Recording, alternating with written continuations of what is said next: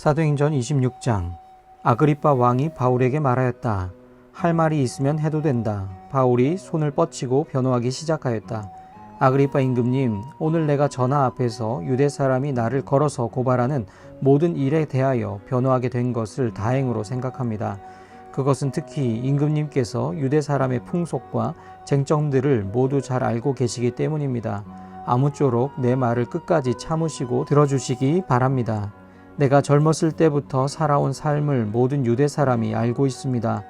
곧 그들은 내가 내 동족 가운데서 그리고 예루살렘에서 처음부터 어떻게 살았는지를 알고 있습니다. 그들은 오래전부터 나를 알고 있었으므로 증언하려고 마음만 먹으면 그들은 내가 우리 종교의 가장 엄격한 팔을 따라 바리새파 사람으로 살아왔다는 것을 인정할 것입니다. 지금 나는 하나님께서 우리 조상들에게 주신 약속에 소망을 두고 있기 때문에 여기에 서서 재판을 받고 있습니다. 우리 12지파는 밤낮으로 열심히 하나님을 섬기면서 그 약속이 이루어지기를 바라고 있습니다. 전하, 나는 바로 이 소망 때문에 유대 사람에게 고발을 당한 것입니다.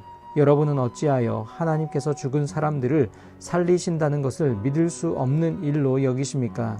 사실 나도 한때는 나사렛 예수의 이름을 반대하는 데에 할 수 있는 온갖 일을 다 해야 한다고 생각하였습니다. 그래서 나는 그런 일을 예루살렘에서 하였습니다.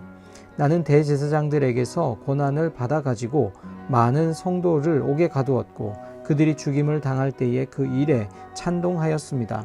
그리고 회당마다 찾아가서 여러 번 그들을 형벌하면서 강제로 신앙을 부인하게 하려고 하였습니다. 나는 그들에 대한 분노가 극도에 다다랐으므로 심지어 외국의 여러 도시에까지 박해의 손을 뻗쳤습니다. 한 번은 내가 이런 일로 대제사장들에게서 고난과 위임을 받아가지고 다마스쿠스로 가고 있었습니다. 임금님, 나는 길을 가다가 한낮에 하늘에서부터 해보다 더 눈부신 빛이 나와 내 일행을 둘러 비추는 것을 보았습니다. 우리는 모두 땅에 엎어졌습니다. 그때에 히브리 말로 나에게 사울아 사울아 너는 어찌하여 나를 핍박하느냐, 가시돋친 채찍을 발길로 차면 너만 아플 뿐이다 하고 말하는 음성을 들었습니다. 그래서 내가 주님 누구십니까 하고 물었더니 주님께서 나는 내가 핍박하는 예수이다. 자, 일어나서 발을 딛고 서라. 내가 내게 나타나는 목적은 너를 일꾼으로 삼아서 내가 나를 본 것과 내가 장차 내게 보여줄 일의 증인이 되게 하려는 것이다. 나는 이 백성과 이방 사람들 가운데서 너를 건져내어 이방 사람들에게로 보낸다. 이것은 그들의 눈을 열어주어서 그들이 어둠에서 빛으로 돌아서고 사탄의 세력에서 하나님께로 돌아오게 하며 또 그들이 죄사함을 받아서 나에 대한 믿음으로 거룩하게 된 사람들 가운데 들게 하려는 것이다 하고 말씀하셨습니다. 그러므로 아그리빠 임금님, 나는 하늘로부터 받은 환상을 거역하지 않고 먼저 다마스쿠스와 예루살렘에 있는 사람들에게, 다음으로 온 유대지방 사람들에게, 나아가서는 이방 사람들에게 회개하고 하나님께로 돌아와서 회개에 합당한 일을 하라고 전하였습니다. 이런 일들 때문에 유대 사람들이 성전에서 나를 붙잡아서 죽이려고 하였습니다. 그러나 내가 이 날까지 하나님의 도우심을 받아서 낮은 사람에게나 높은 사람에게나 이렇게 서서 증언하고 있는데 예언자들과 모세가 장차 그렇게 되리라고 한 것밖에는 말한 것이 없습니다. 그것은 곧 그리스도는 고난을 당하셔야 한다는 것과 그는 죽은 사람들 가운데서 가장 먼저 부활하신 분이 되셔서 이스라엘 백성과 이방 사람들에게 빛을 선포하시리라는 것입니다. 바울이 이렇게 변호하니 베스도가 큰 소리로 바울아, 내가 미쳤구나. 내 많은 학문이 너를 미치게 하였구나 하고 말하였다. 그때 바울이 대답하였다. 베스도 총독님, 나는 미치지 않았습니다. 나는 맑은 정신으로 참말을 하고 있습니다. 임금님께서는 이 일을 잘 알고 계시므로 내가 임금님께 거리낌 없이 말씀드리고 있는 것입니다. 이것은 어느 한 구석에서 일어난 일이 아니므로 임금님께서는 그 어느 사실 하나라도 모르실 리가 없다고 생각합니다.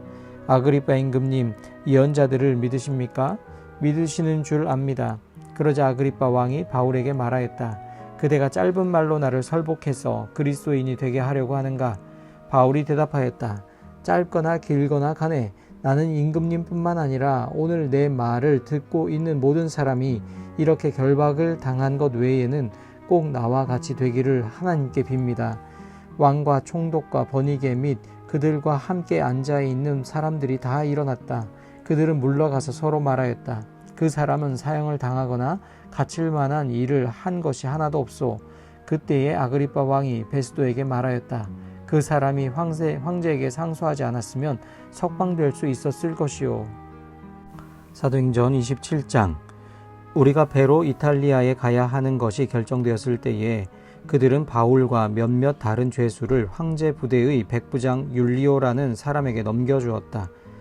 우리는 아드라무테노 호를 타고 출항하였다. 이 배는 아시아 연안의 여러 곳으로 항해하는 배였다. 데살로니가 출신인 마케도니아 사람 아리스다고도 우리와 함께하였다. 이튿날 우리는 시돈의 배를 대었다.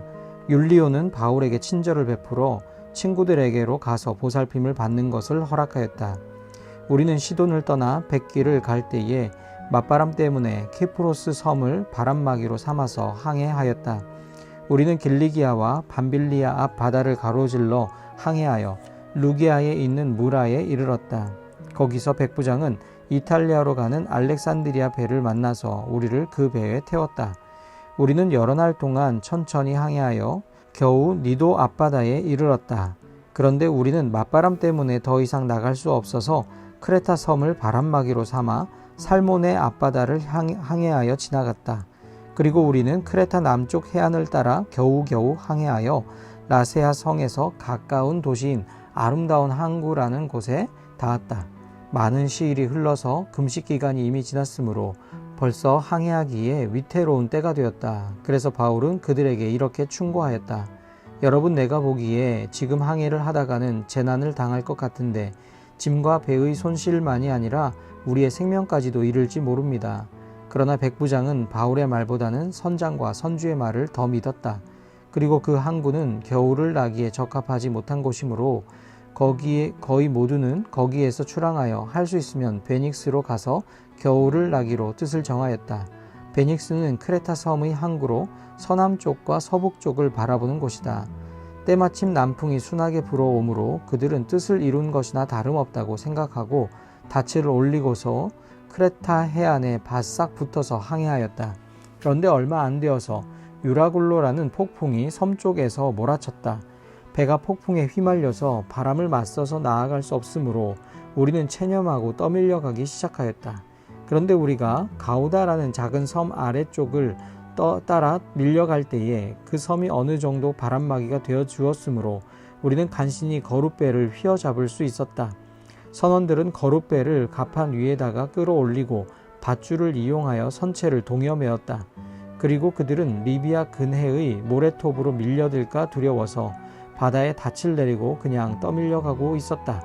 우리는 폭풍에 몹시 시달리고 있었는데 다음날 선원들은 짐을 바다에 내던졌고 사흘째 날에는 자기네들 손으로 배의 장비마저 내버렸다. 여러 날 동안 해도 별도 보이지 않고 거센 바람만이 심하게 불었으므로 우리는 살아남으리라는 희망을 점점 잃었다. 사람들은 오랫동안 아무것도 먹지 못하고 있었다. 그때 바울이 이렇게 말하였다. 여러분은 내 말을 듣고 크레타에서 출항하지 않았어야 했습니다. 그랬으면 이런 재난과 손실은 당하지 않았을 것입니다. 그러나 이제 나는 여러분에게 권합니다. 기운을 내십시오. 이 배만 잃을 뿐 여러분 가운데 한 사람도 목숨을 잃지는 않을 것입니다.